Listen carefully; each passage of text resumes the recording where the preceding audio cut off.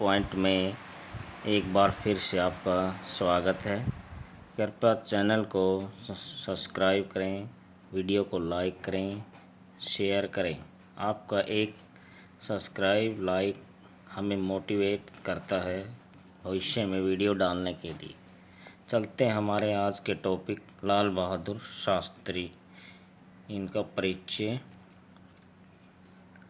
लाल बहादुर शास्त्री सादगी, सच्चाई, ईमानदारी तथा कर्तव्यपरायणता की प्रतिमूर्ति थे। उनका जन्म 2 अक्टूबर 1904 को मुगल सराय वाराणसी में हुआ था। उनको 1964 में भारत के दूसरे प्रधानमंत्री बनने का गौरव प्राप्त हुआ।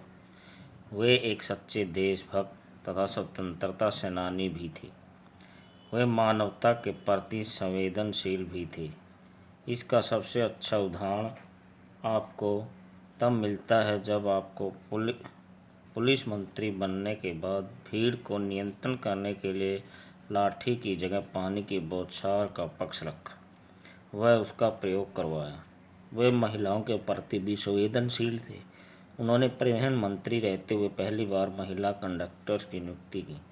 यही कारण था कि उनकी साफ, स्वच्छ एवं सुधरी छवि के कारण उन्हें भारत का प्रधानमंत्री बनाया गया। उनके जीवन काल का महत्वपूर्ण युद्ध तथा ताशकंद समझौता। उनके प्रधानमंत्री बनने के बाद 1965 में पाकिस्तान ने भारत पर आक्रमण कर दिया।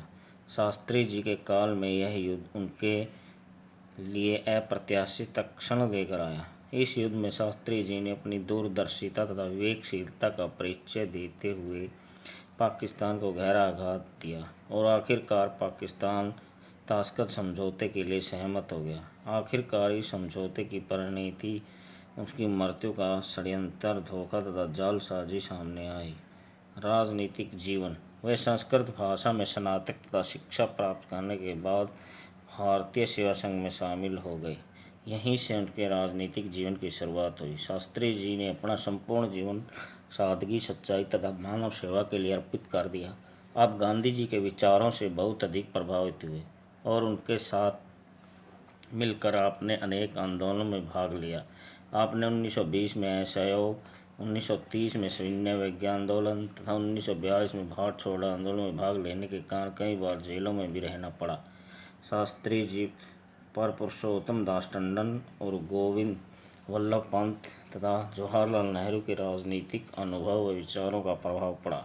उन्होंने भारत छोड़ो आंदोलन को चतुराई से अप्रत्याशित दावानल का रूप दे दिया। उन्होंने कहा, मरो नहीं मारो, जिसका प्रभाव इतना व्यापक हुआ कि वह दूसरे देश में फैल गया, जिससे परिणाम स्वरूप शास्त्री जी को गिरफ्तार कर लिया गया। वे भारत के गृह मंत्री के साथ साथ अनेक पदों पर सुशोभित होते हुए आखिरकार नेहरू जी के बाद देश के दूसरे प्रधानमंत्री बने। प्रधानमंत्री पद पर रहते हुए कार्य। प्रधानमंत्री बनने के बाद उनकी कथनी व करनी में कोई अंतर नहीं था। सर्वप्रथम उन्होंने खाद्य मूल्यों का बढ़ना कम किया। उसके सिद्धांत व्यवहारिक ज़्यादा तथा सैद्धांतिक कम थे। 1965 में पाकिस्तान ने भारत पर आक्रमण के समय वे विचलित नहीं हुए, अपितु अपनी तीनों सेनाओं का नेतृत्व सफल तथा सुचारू रूप से किया। उन्होंने देश को एक औजस्वी नारा दिया, जय जवान जय किसान। इससे भारतीय जनता का मनोबल और बढ़ा और आखिरकार पाकिस्तान ने भारत के सामने घुटने टेक दिए। यह उनकी कुशल दूरदर्शी तथा कूटनीति का नेतृत्व अक्षमता को दर्शाता है। अमेरिका व रूस की साजिश का शिकार। भारतीय सेना पाकिस्तान के लाहौर तक आक्रमण कर रही थी। तभी अमेरिका ने अपने नागरिकों की रक्षा का हवाला देते हुए युद्ध विराम करवाया तथा रूस व अमेरिका के दबाव के कारण शास्त्री जी ने ताशकंद समझौते को मानना पड़ा।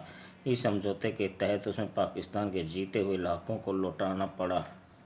ताशकंद समझौते के दौरान शास्त्री जी की रहस्यमय मृत्यु।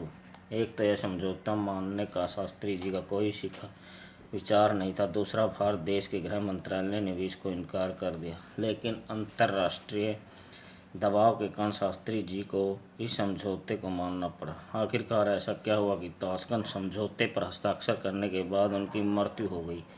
इनकी मृत्यु का कारण हार्ट अटैक बताया गया, मगर आज भी उनकी मृत्यु का रहस्य बना हुआ। उनके पार्थिव शरीर को पूरे राजकीय सम्मान के साथ वापस भारत लाया गया और यमुना के किनारे शांति वन में उनकी समाधि बनाई, जिसे आज हम विजय घाट के नाम से जानते हैं। शास्त्री जी की मृत्यु के बारे में अनेक कयास लगाए जा रहे हैं। उनकी मृत्यु हार्ट अटैक से नहीं बल्कि जहर से हुई थी। यह भी आरोप है कि उनका पोस्टमार्टम भी नहीं हुआ था। जिस रूस के डॉक्टर ने उनकी मृत्यु की पुष्टि की, उसके पास कोई रिकॉर्ड नहीं था। ये सभी तथ्य शास्त्री जी की मृत्यु को धोखा, षड्यंत्र तथा विश्वासघात का नाम देने के लिए सार्थक हैं। जय सच्चाई, सादगी, ईमानदारी तथा भारती। जय जवान जय किसान। धन्यवाद।